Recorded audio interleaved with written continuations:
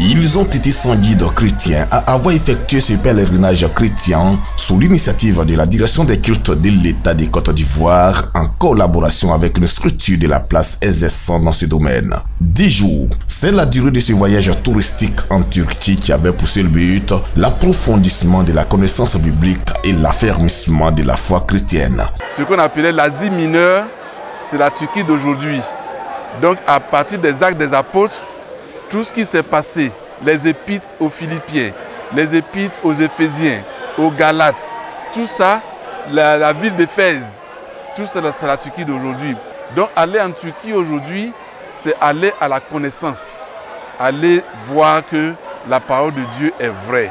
Ce pèlerinage était le deuxième pour le fondateur de la Mission pour Christ, le prophète Eugène Kouadio dit Papa Koviesu. Pour marquer l'événement comme au premier voyage en Israël, les fidèles ont effectué massivement le déplacement dans l'après-midi de ce dimanche à l'aéroport d'Abidjan pour réserver un accueil très vibrant à leur paix spirituelle. Quand le leader va visiter ces lieux, c'est pour venir apporter un plus à l'Église et à ses fidèles, leur donner vraiment une belle vue pour la chose. Et vraiment, pour nous, c'est une joie, c'est une source de joie de voir, de savoir que notre papa est allé visiter les 7 églises de l'Asie mineure.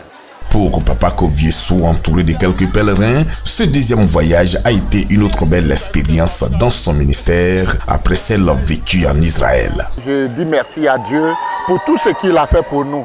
Si on veut témoigner, on ne va même pas quitter l'aéroport. On bénit le Seigneur. Uniquement merci à Jésus-Christ de Nazareth. Même impression pour les autres pèlerins qui invitent tous les serviteurs et servantes de Dieu à vivre aussi cette expérience. Aller en Turquie, vraiment pour tous les hommes de Dieu, c'est un renforcement de capacité. Et nous disons merci au Seigneur et à l'État de Côte d'Ivoire qui nous a permis pendant ces 10 jours-là de renforcer notre capacité en tant que serviteurs et servants de l'Éternel. Et nous invitons les pasteurs ivoiriens à faire l'effort, à y aller et voir réellement ce qui s'est passé. C'est passionnant, simplement passionnant, il faut aller voir pour y croire.